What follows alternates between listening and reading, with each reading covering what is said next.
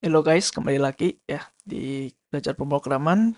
Eh, Last video agak sulit ya, agak panjang juga.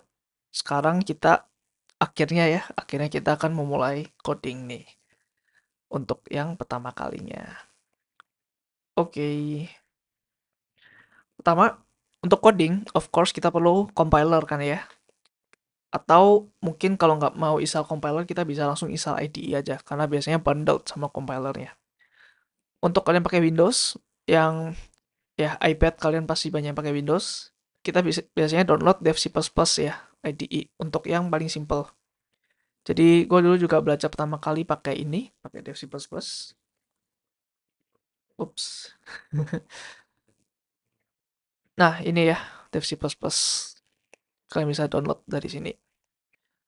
Oke, terus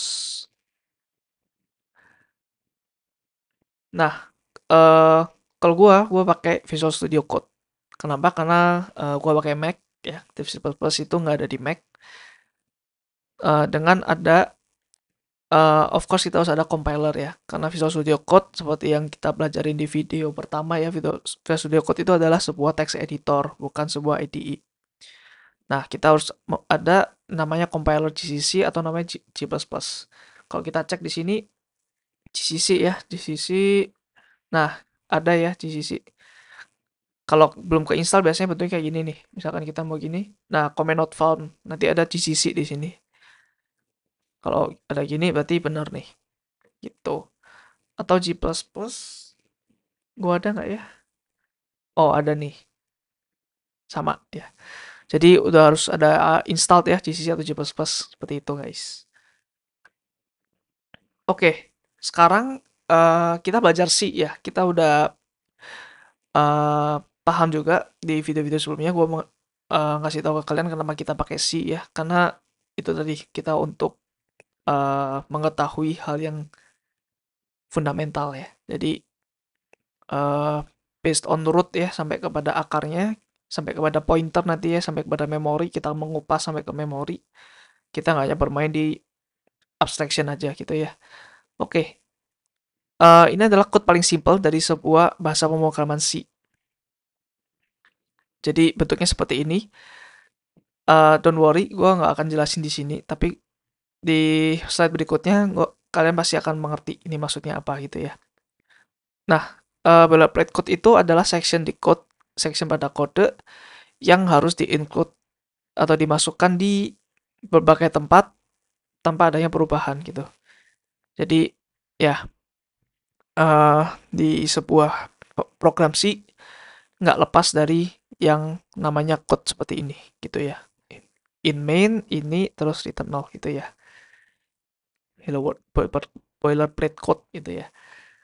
Nah, ini adalah hello world code. Biasanya kode ini itu adalah simple program yang sering dipakai uh, untuk belajar sebuah programming language. Jadi ini biasanya sebagai untuk POC atau proof of concept dari sebuah bahasa pemrograman gitu ya. Jadi ini adalah program paling simple yang ada di bahasa pemrograman.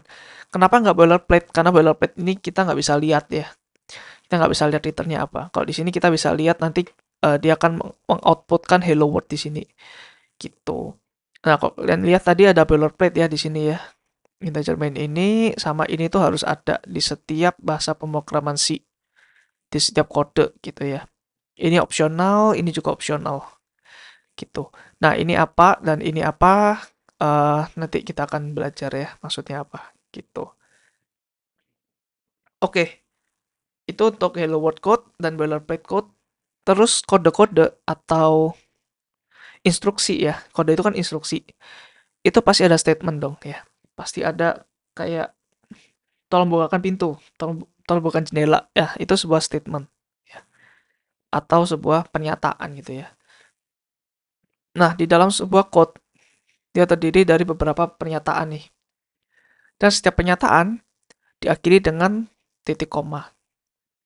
Ya sama kalau kita belajar bahasa Indonesia ya. Jadi dulu kan kita belajar kalau kalimat perintah itu selalu diakhiri dengan tanda seru ya. Misalkan bukakan pintu atau bukan jendela itu harus secara grammar ya, harus tanda seru. Sama seperti di code secara grammar, kita harus akhiri dengan titik koma. Ya, kenapa demikian? Ya, itu desain dari pembuat bahasa sih ya, atau bahasa-bahasa yang lain seperti itu. eh Contoh ya, contoh di sini gue ada program nih, ketutupan ya, maaf. Nah, di sini gue ada program, simple ya, sama ya, hello world kayak gini. Nah, di sini kalau kalian lihat ini adalah sebuah statement ya, return zero, return nol ini adalah sebuah statement. Dia diakhiri dengan titik koma. Dan di sini dia juga sebuah statement diakhiri dengan titik koma gitu ya. Dan biasanya sorry, di sebuah kode ini ada beberapa line number ya. Contoh 1, 2, 3, 4, sampai 8. Ini untuk mengindikasikan, ya biasanya sih kalau kita uh, mengatakan kepada programmer yang lain, biasanya, oh, tolong dong kerjain di line nomor berapa gitu. Karena biasanya satu code ini bisa sampai banyak ya, even bisa sampai ratusan ratusan line gitu. Jadi bingung kalau kita mau nunjukin suatu part tanpa ada line numbernya. Seperti itu. Nah, kalau kalian lihat di sini ada beberapa komponen ya, seperti ini kurung, kurung biasa ya. Terus ada namanya curly bracket atau kurung yang keriting gitu ya di sini. Nah, nanti kita akan melihat banyak hal kayak gini ya. Sintaks-sintaks seperti ini atau grammar seperti ini.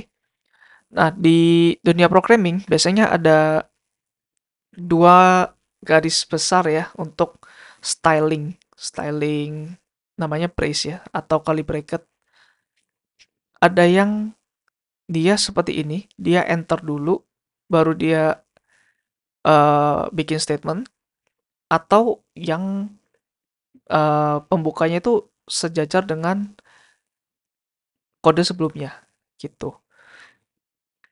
Nah, eh ini sebenarnya seperti sebuah agama ya teman-teman. Jadi eh bebas kalian mau memilih agama apa ya, agama Almen ya atau agama KNR.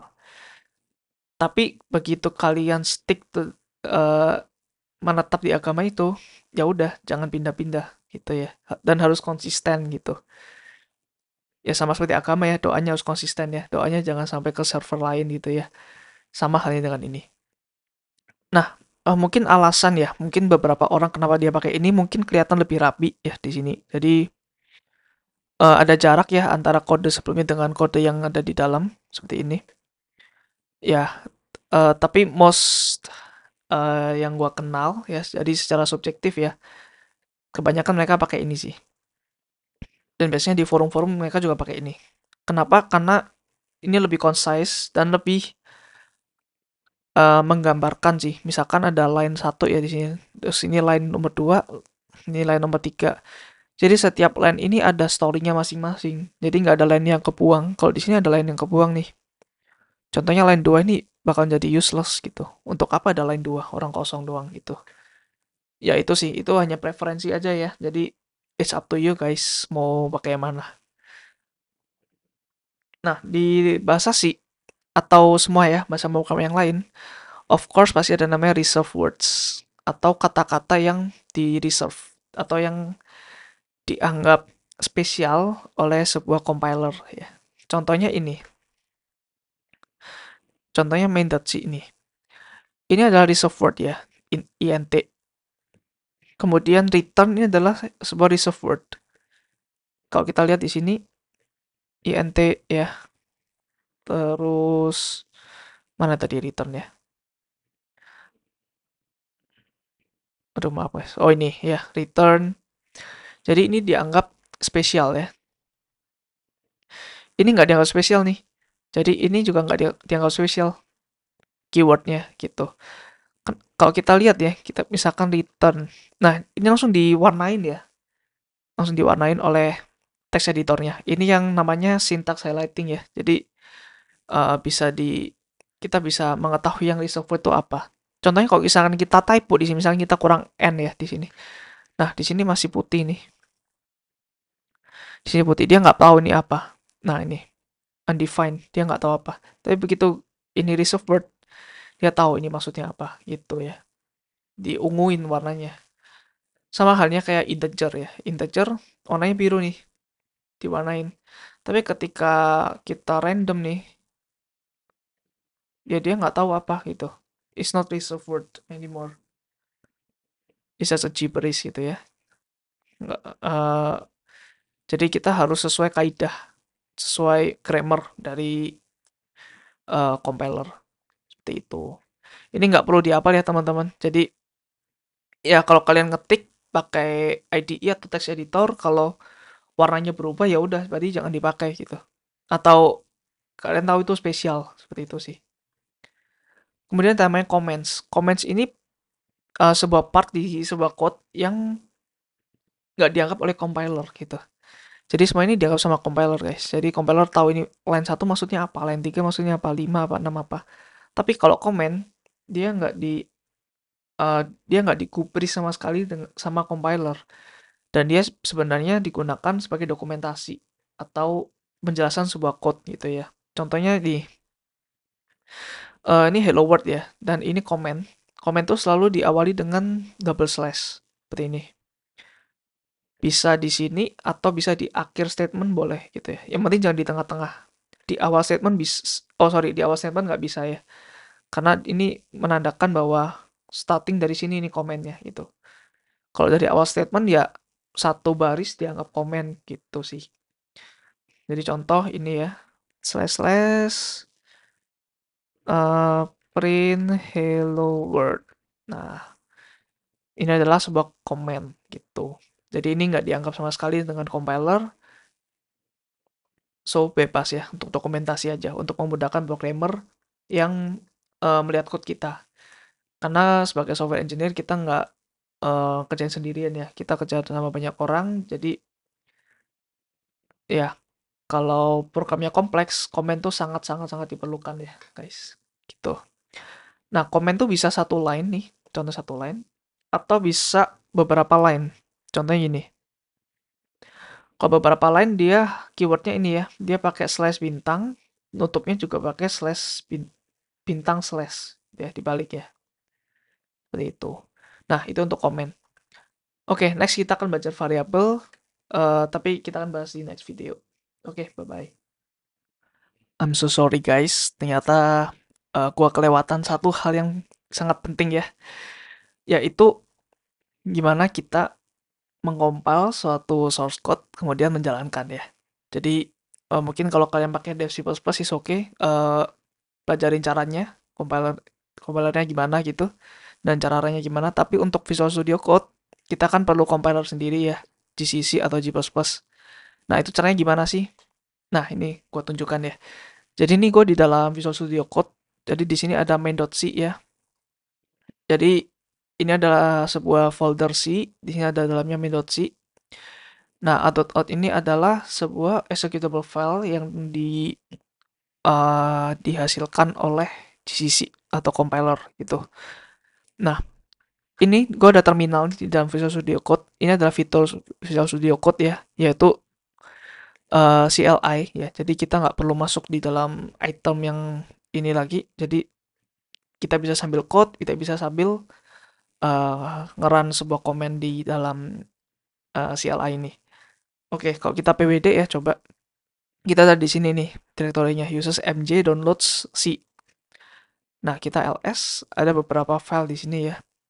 Yang ini main dan main.tsyf kita abaikan aja karena kita nggak pakai ya. Itu file yang auto generated oleh mungkin oleh Visual Studio Code atau oleh GCC, gue lupa. Oke, jadi source code kita aslinya itu main.c. Kita coding di sini ya. Kita mau compile nih gcc main.c. Nah, berhasil ya, berhasil compile artinya kalau nggak ada error apapun, nggak ada output apapun. Jadi di sini dia akan mengeluarkan file yang namanya a.out ya. ls ada a.out di sini. Kalau kita mau jalankan tinggal titik slash a.out.